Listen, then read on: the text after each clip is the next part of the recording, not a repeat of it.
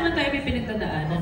Pero ano, siguro to na lang, dahil nga sa mga pinagdadaanan natin at nasabi ko kanina na music saves lives, isa sa mga parang songs na talagang kapag tinutugtog ko, nafe-feel, parang na-alleviate yung mga mabibigat kong nararamdaman. Oceans by Hillsong.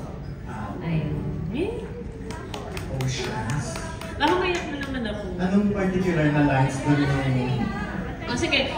Spirit, lead me where no trust is without borders. Let me walk upon the waters wherever you will take me. Take me deeper than my feet could ever wander, and my faith will be made stronger by the presence of my Savior. Diba? Parang nakakaiyak naman yung kanya. Actually guys, akin na iyak. Ayan, next. Rian, of course. Yun din yung akin. Pinanta niya na nga rin eh. Mas naisip ko din yun eh. Ngayon, now I have to find a different one.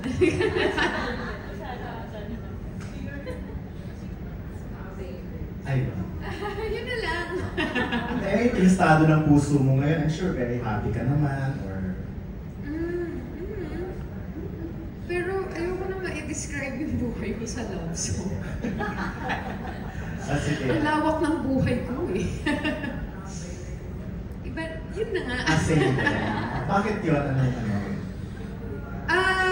Well, tulad nung sagot ko kanina, parang tinanggal ko na din yung yung tiwala ko sa sarili ko at saka yung urge ko na magplano kung ano yung gusto kong gawin, gusto kong mangyari. Ayun, yun din yung meaning kasi ng lyrics for me, na kung saan mo ako dadalhin, just let my faith be stronger so that I can do it. Si Ice, tagal na natin, hindi nakikita. Ako yun din, check. Hindi, sobrang ganda kasi talaga ng kanta na yun. Sobrang ganda po talaga ng meaning ng song na yun. Ako kasi, the best is yet to come, BTS. Kasi sila rin nagpapasaya sa akin. May maraming times talaga na sinave ako ng BTS. Oo, tapos malapit na sila lumabas sa military, so yay, gastos! Kaya nagtrabaho na po ulit ako ngayon eh. Para may pambili ako ticket. May pambudol, ayun. Pero yun po, kasi alam ko, naniniwala ako na maraming, kahit sa dami ng pagdaanan ko, the best is yet to come, and this is my year. Ay, hindi, sige, I'll share it. Na magiging blockbuster ang sinagdala.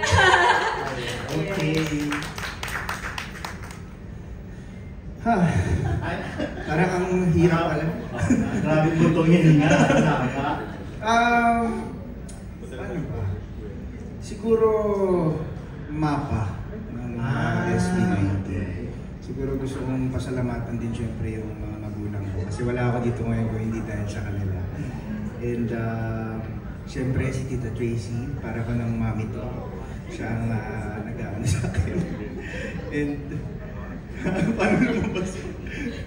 And yun, mapa. Pero di ba yung song ng mapa parang sample daw muna and then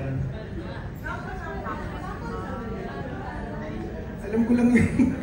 kaya yung chorus lang or pwede ba akong mag-ano ng lyrics? Sige.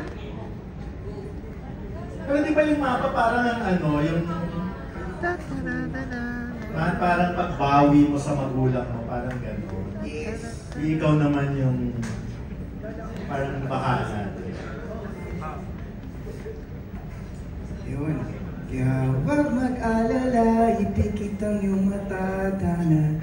Pahinga muna, ako nang baha. Labis pa sa labis ang iyong nagawa, mama. Pahinga muna, ako na. Ganda. Ikaw naman, Ray. Ako, itong song na to, ito talaga yung, especially ngayon, nasa playlist ko to yung ilang weeks na. Napakaganda nung kanta. Sobrang ganda na. Pag lumabas to, tingin ko ito na talaga yun. Laho kay Sinagdala.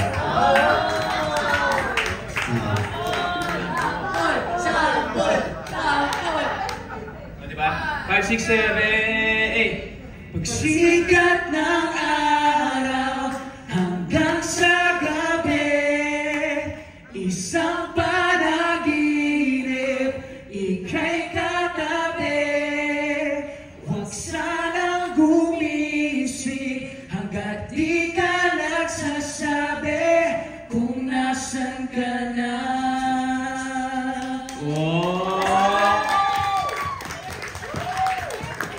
Na-feel me drums mo na. Thank you very much. Kung na-follow, mamaya na lang. Kung may naisip din ako kung bago mamaya. Thank you, Don Sir Nino, and again sa ating mga guests. Ngayon naman, gusto ko naman ilaan kay Direct Mike yung ating floor. May katanungan kami, Direct Mike, ito inuusan ng Popo itanong. Tungkol po sa casting ninyo, kasi kanina na-mention ni Liza na parang ang hirap ng scheduling. I was developing this with Rian. So we and I were working on... Ang magsasagot ng tanong na yan, si Mama Rose.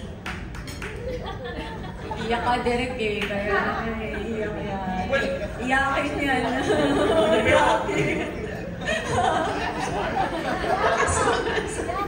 Not tonight. Tingnan nga natin. You know, siguro, the way I just tell the story of how I got to know them. No?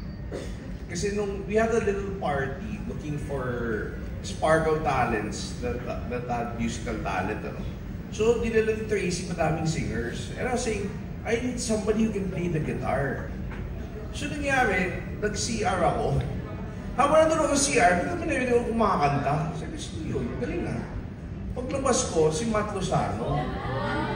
Nasabi ko, uwi ka na, may nanalo na. So, Matt was actually, I wasn't sure if Rian was going to be on board. So technically, Matt was the first one casted. Then Liza, we found out about Liza. Liza said yes. Actually, she said no first. Then she said yes. Then we were shooting her scenes. Yeah, we were shooting the scenes without knowing who would be playing June, Carla, and Reggie. Wala pa, di ba? Nag-shoot na tayo, di ba? Si Carla lang, alam na namin pala si kay RC, ano? Tapos, alam na ako kay RC, punta ako ng Cornerstone. Sabi sa Mama Rose, i-pitch po kay RC. Di pagdating doon, di syempre pitch galore ako, no? Para kailangan mo, busy ko si RC Munoz sa nakabitong role na to. Nung natapos yung pitch ko, lahat na ginawa ko, sabi ni RC, okay na direct, pinagapon na to. Eh, inuhong pala eh. Ba't ba, nag-pitch pa ako, no? Then I found out Rian was on board. And I was so happy because originally this was us. So then I met Raver on the set already because si Mama Rose kayo nakapagkasa kanya. We hit it off really well, and these kids, you know, they're my Avengers. You know, this is how it feels to make the Avengers. It's a wonderful cast. And so, but honestly, some of you know me from the indie scene. This is my first mainstream film.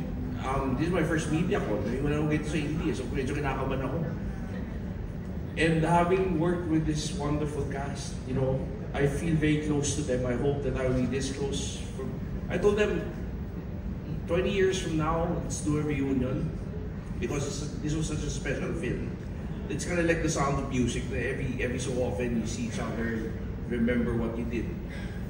And of course, I don't know if it's a spoiler, I'm already planning part 2. Pero it all depends if we actually do really well. Kasi kailangan namin ng pera para gawin yung part 2. So please help us promote this so that it'll